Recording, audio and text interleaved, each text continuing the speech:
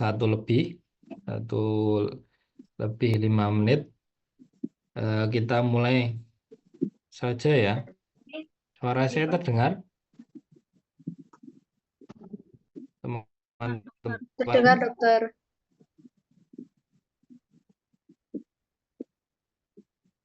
Oke, soalnya ada notifikasi internet stabil. Oke, kita mulai saja ya.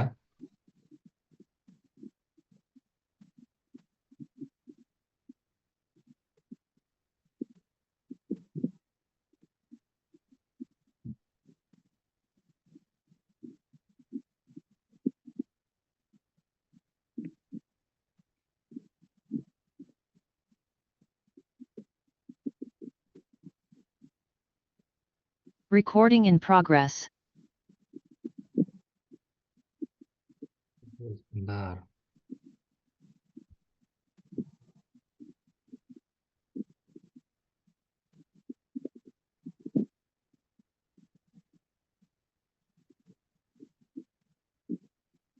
Sebentar.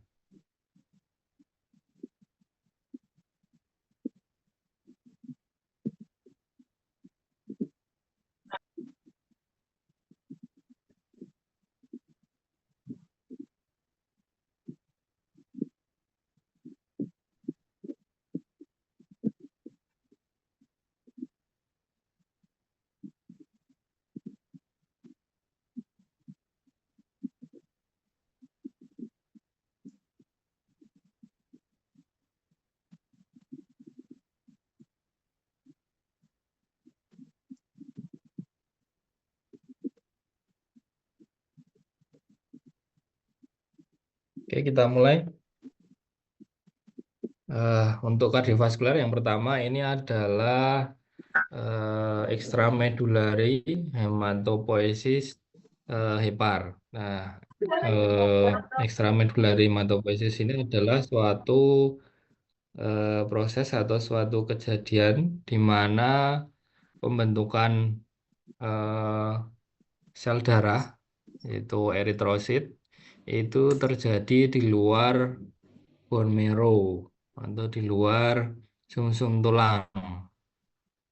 Nah, pada hewan, kebanyakan hewan itu pada saat neonatus atau pada saat di dalam kandungan ataupun masih bentuk embrio, pembentukan dari eritrosit ini dia banyak terjadi pada eh, hepar maupun lien. Jadi pada awalnya pada saat masih embrio, pembentukan eritrosit itu terjadi pada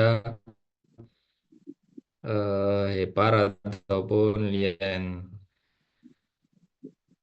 Nah, ini bisa kita lihat.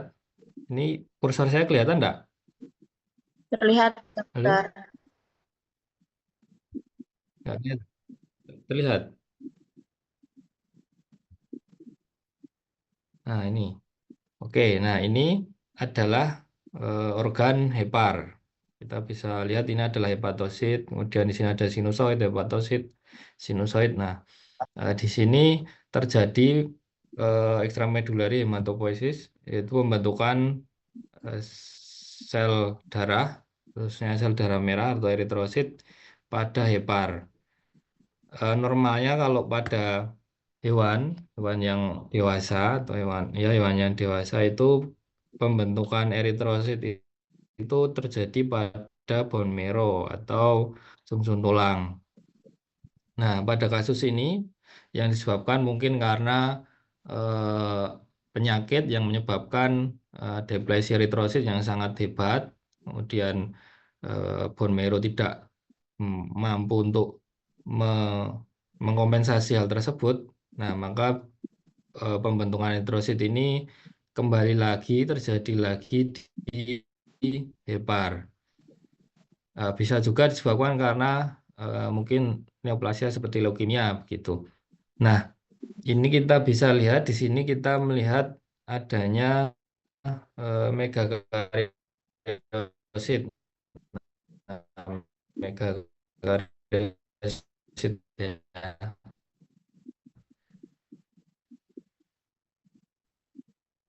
Nah, sama sekali tidak boleh ada ya yang nantinya akan menjadi eritrosit. Oke, gitu. Mungkin ada tambahan dari Pak Yon. Cukup, cukup. Oke.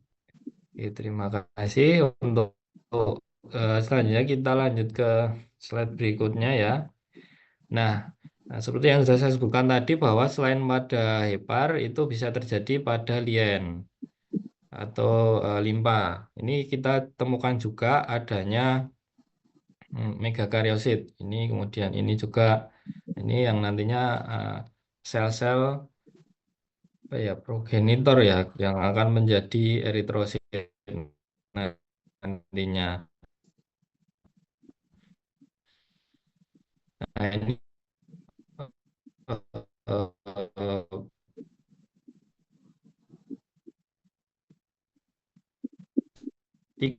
tikus sel bakal eritrosit ini pada lien. Eh,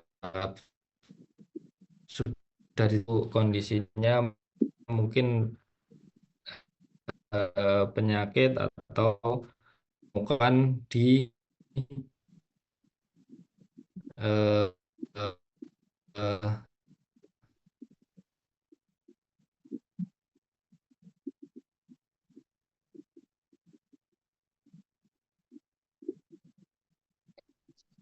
Suaramu putus-putus, Fev.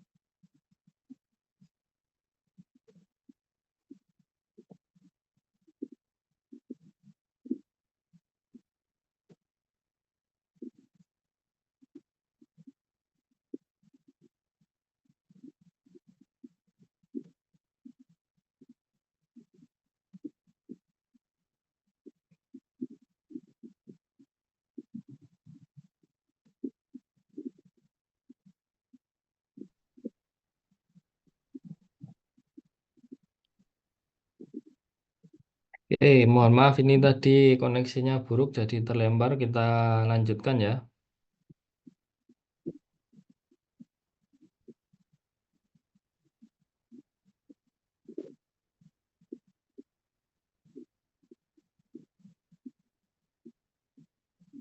Ini sampai sini ya tadi. Sini sudah semua ya. Jadi ini megakariositnya ini terjadi pada lien.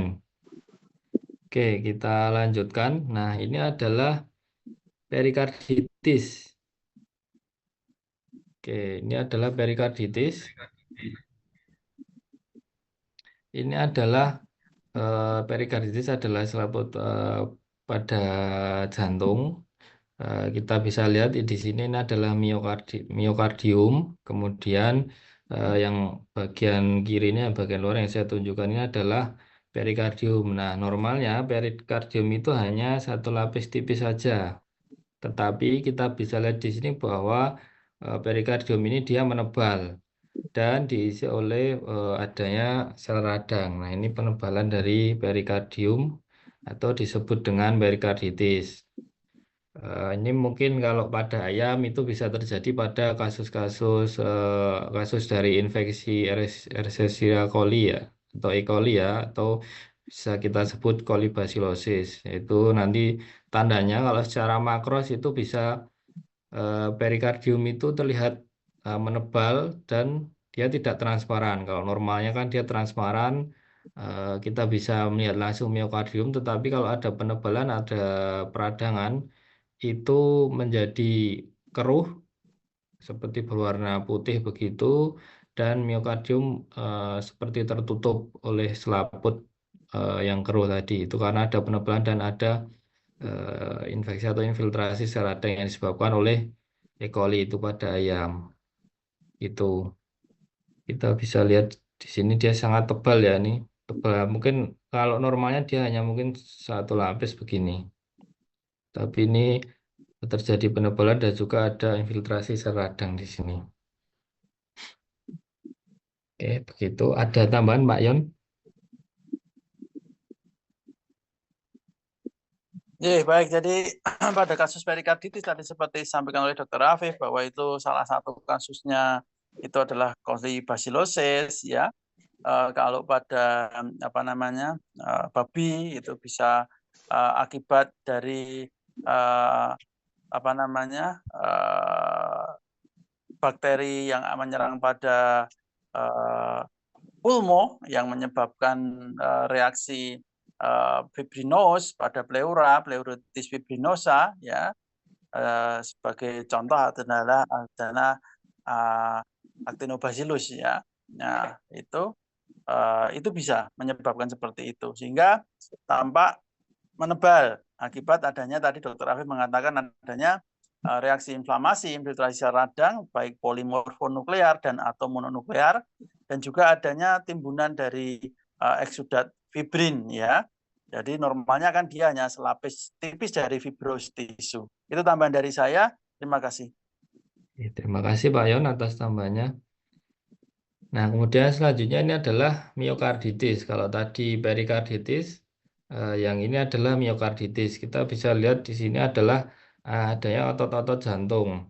Ini otot jantung yang masih relatif normal. Kemudian, nah ini adalah otot jantung yang sudah mengalami nekrosis. Jadi ini bentuk normalnya sudah hilang.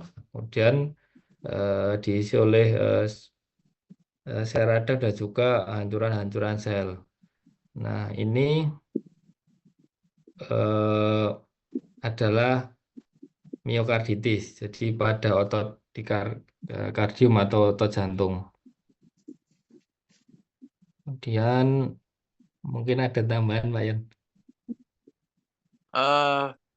Saya kira itu sudah cukup banyak. Jadi di situ ada apa namanya perenggangan ya, area yang merenggang pada serabut miokardium. Jadi ruang antara serabut miokardium satu dengan sampingnya itu terlihat merenggang akibat reaksi dari inflamasi. Teman-teman tentu masih ingat reaksi inflamasi ada rubor, tumor, kalor, dolor ya, fungsiolasea atau kehilangan fungsi. Nah, salah satunya adalah adanya odem.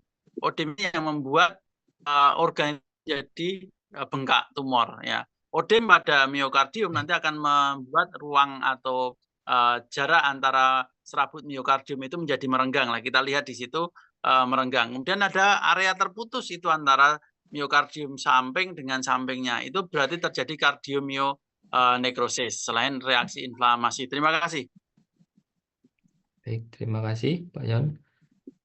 Nah, yang selanjutnya ini adalah bursitis. Ya, ini adalah bursitis. Ini adalah bursa Fabricius. Kita bisa lihat di sini harusnya adalah folikel-folikel dari bursa Fabricius. Tetapi ini kalau normalnya kan folikel sini kemudian di sini ada lumennya. Nah, itu dia bersih kosong. Tapi ini kita bisa lihat eh, adanya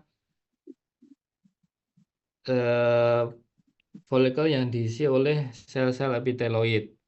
Nah, pada daerah interstisial antar folikel itu kita temui banyak adanya infiltrasi sel radang. Sini ini dia dia sudah terjadi secara kronis, jadi eh, lama kelamaan atau eh, folikel ini akan menjadi atrofi atau akan atrofi. Nah, sel radangnya hanya dia pada interstisial folikel saja. Jadi di jaringan interstisial antar folikel begitu. Kemudian di lumen folikelnya dia diisi oleh sel-sel epiteloid. Nah, jadi awalnya seperti ini, kemudian lama-kelamaan akan tertutup seperti ini. Nah, kalau sel-sel radangnya hanya berada di sekitar eh, interstisial, di sekitar folikel-folikel dari bursa Fabricius. Oke, mungkin ada tambahan Pak Yon atau sudah? Baik, jadi itu kasus bursitis ya sebagai salah satu contoh pada kasus infectious bursal disease ya pada unggas muda ya yang disebabkan oleh virus kelompok Birnaviridae, Birnaviridae ya. Itu bisa menyebabkan bursitis baik akut sampai dengan kronis. Nah, kalau bursitis itu akut, maka nanti kita akan bisa melihat reaksi inflamasi itu ada di dalam folikel maupun di interstitial folikel, kemudian menjadi nekrosis ya, lama-kelamaan dari area nekrosis itu digantikan oleh sel-sel makrofag dan sel-sel epiteloid ya. Reaksi inflamasinya atau sel radangnya walaupun ini virus ya, Birnaviridae ini virus, tapi di bursa ini biasanya di awal infeksi itu adalah heterofil ya. Kemudian ada odematus bursa, kemudian sampai terjadi hemoragi pada bursa. Jadi kalau teman-teman lihat di buku Poultry Disease of Poultry gitu, nanti kalian akan melihat foto-foto makros sama mikros dari infectious bursal disease dari fase akut sampai dengan kronis. Itu tambahan. Terima kasih. Terima kasih Pak Yon. Oke, kita lanjutkan. Untuk selanjutnya ini adalah radang granulomatosa pada lien. Kita bisa lihat di sini adanya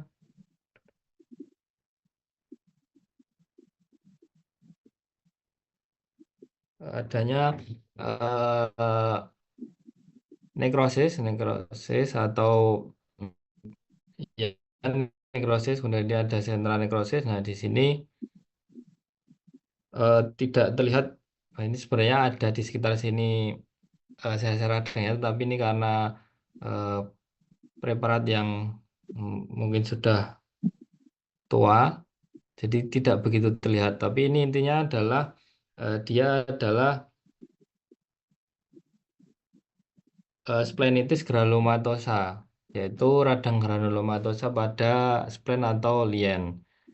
Ini cirinya ya sama seperti radang granulomatosa yang lain, yaitu adanya pusat nekrosis, kemudian nanti dikelilingi oleh sel-sel radang. Sini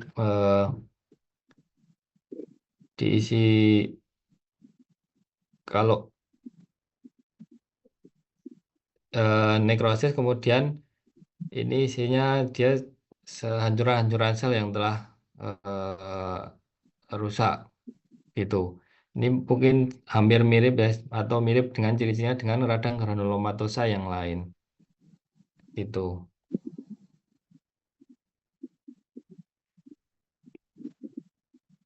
Ada tambahan Pak Yon? Cukup, terima kasih. Oke, terima kasih Pak Yon. Nah, yang selanjutnya ini adalah kasus yang disebut dengan fat infiltration atau adiposit cordis. Jadi adanya infiltrasi lemak atau adiposa pada miokardium.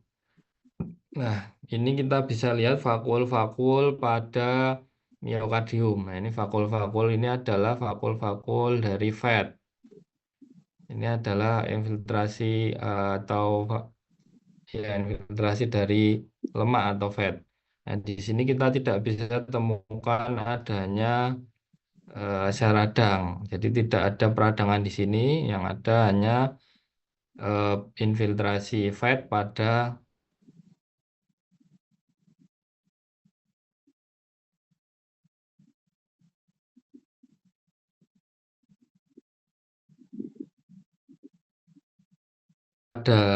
ayam, kalau tidak salah.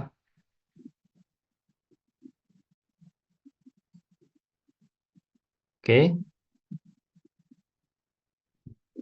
kita lanjut. Yang selanjutnya adalah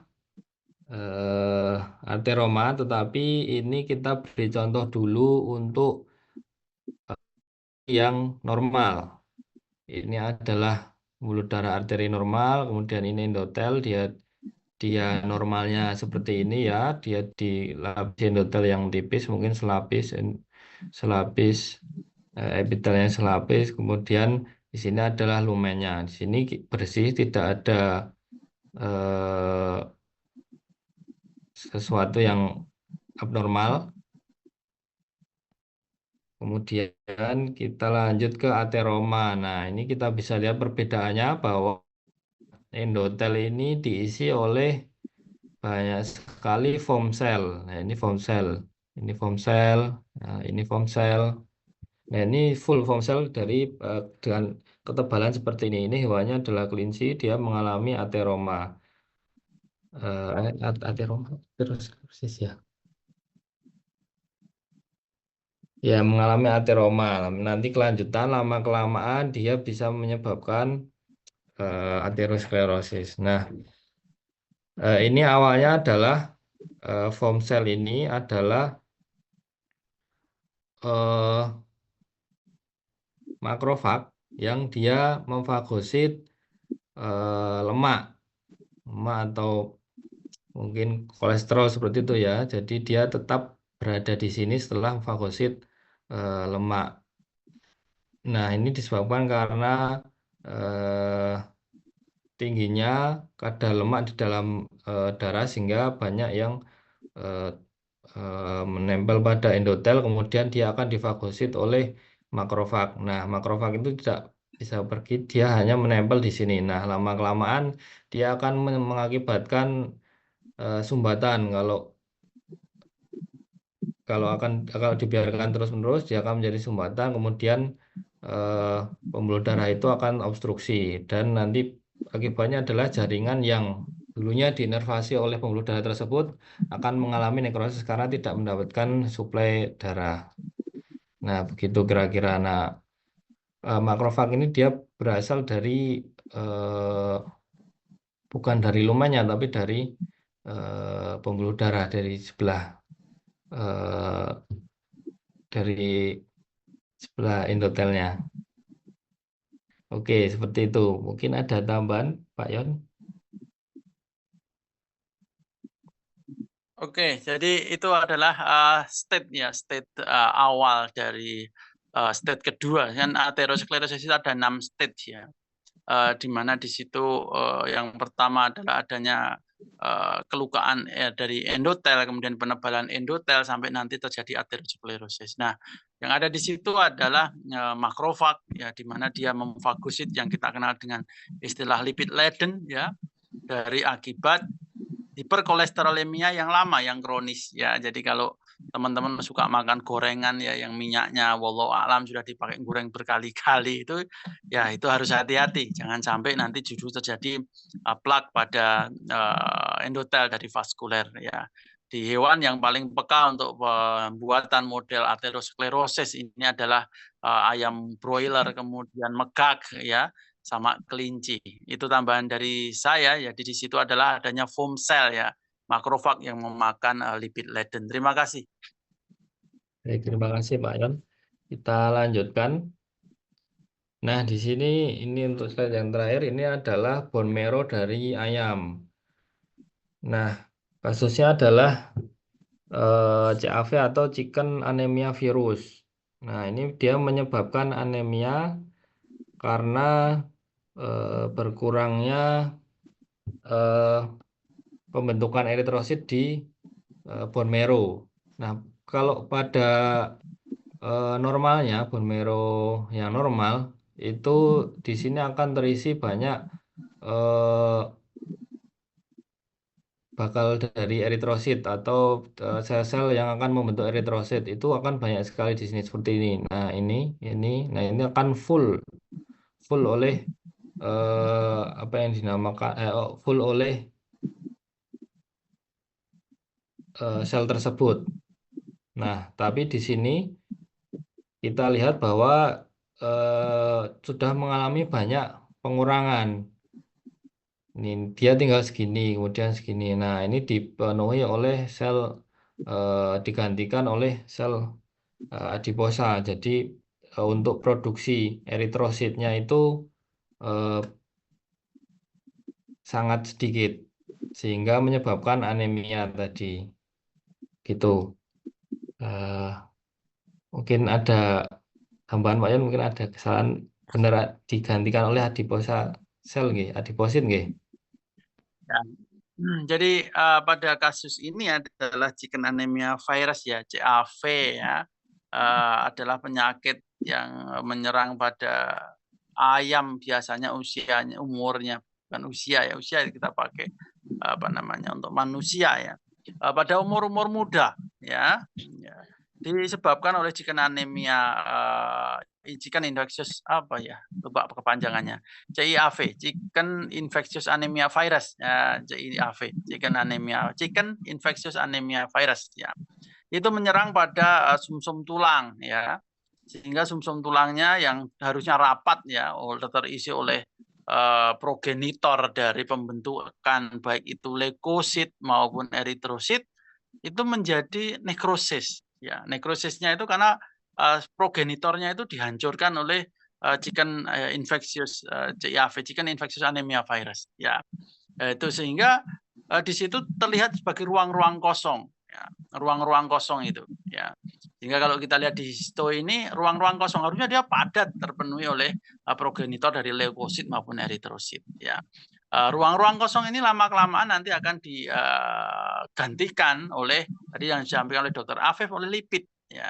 Sehingga nanti kalau teman-teman lihat ya secara makros kalau nekropsi kasus chicken anemia virus ini sumsum tulangnya warnanya nggak merah. Nah, jadi kalau kalian beli, mohon maaf bukan promosi kayak Rocket Chicken ya, Olive, Popeye kayak gitu tuh, kalau dapat tulang panjang, tulang paha misalnya, kalian kletak gitu, dihancurkan gitu, nanti kan sumsum tulangnya warnanya merah tua ya. Nah, ketika terkena chicken anemia virus ini nanti sumsum tulangnya menjadi kuning pucat atau putih kekuningan atau kuning keputihan, pucat seperti itu tidak lagi merah. Nah, itu tambahan saya. Terima kasih, Dr. Afif. Baik, terima kasih Pak Yon. Ini menjadi slide terakhir untuk asistensi pada kali ini ya.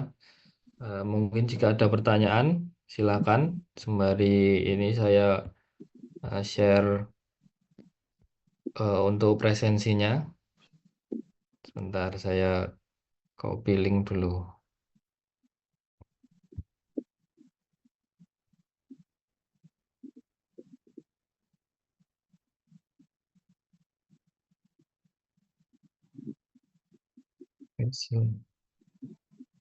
Oke, silakan presensi sudah saya kirim di chat box untuk linknya.